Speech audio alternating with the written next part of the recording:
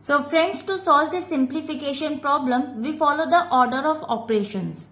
Order of operations, BODMAS and PEMDAS break down the equation into two parts, left hand side and right hand side. So the given equation is here and we have a four options also.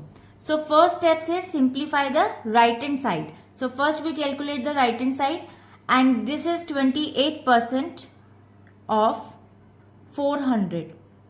Now calculate 28 upon 100 multiply by 400 and we'll cut it down zeros. So now we multiply 28 multiply by 4 and it will become 112.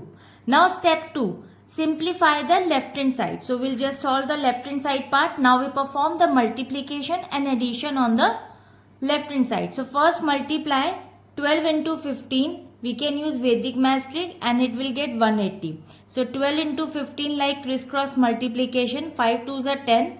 1 will be carry over, 1 into 2 2, 5 into 1 1, 5 to 7 plus 1 8 and 1 into 1 that is 1. Addition, now we'll do addition. So 180 plus 27 it will become 207. So the equation now looks like is 207 minus question mark equals to 112.